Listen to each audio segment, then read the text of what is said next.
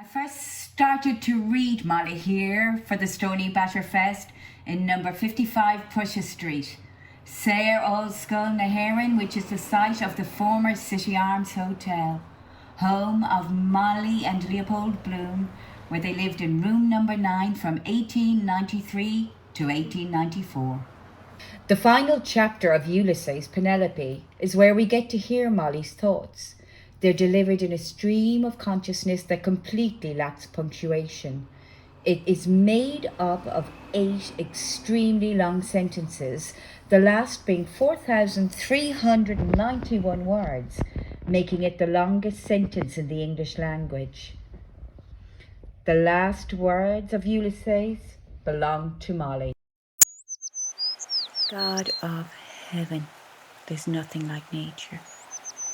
The wild mountains, then the sea and the waves rushing, and the beautiful country with fields of oats and wheat, all kinds of things, primroses and violets, nature it is. As for them saying there's no God, well, I wouldn't give a snap of my 2 fingers for all their learning. Why don't they go and create something, I often asked him. Atheists, or whatever it is they call themselves, go and wash the cobbles off themselves. First they go howling for the priest and they dying. And why? Why, because they're afraid of hell on account of their bad conscience. Ah, yes, I know them well. Who was the first person in the universe before there was anybody that made it all? Who? Ha! That they don't know. And neither do I, so there you go. They might as well try to stop the sun from rising tomorrow.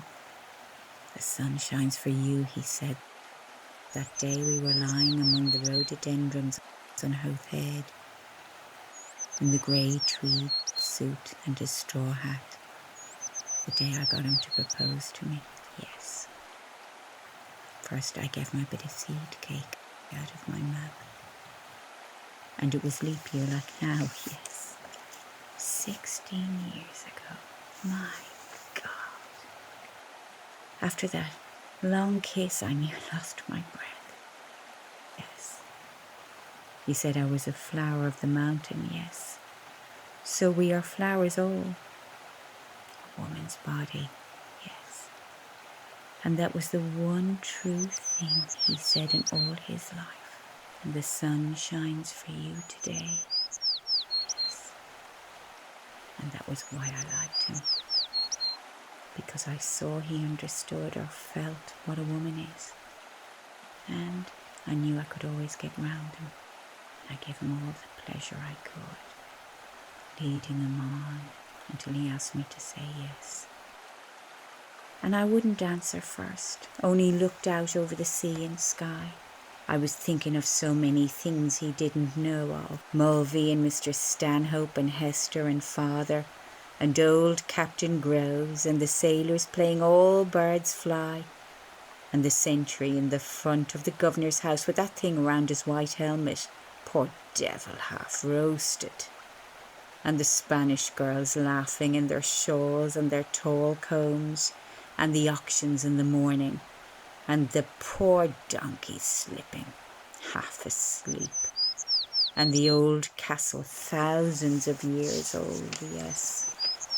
And those handsome Moors, all in white and turbans like kings, asking you to sit down in their little bit of shop.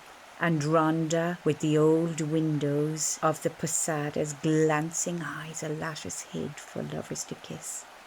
And the iron and the wine shops half open at night, and the castanets. Oh, and the sea crimson, sometimes like fire.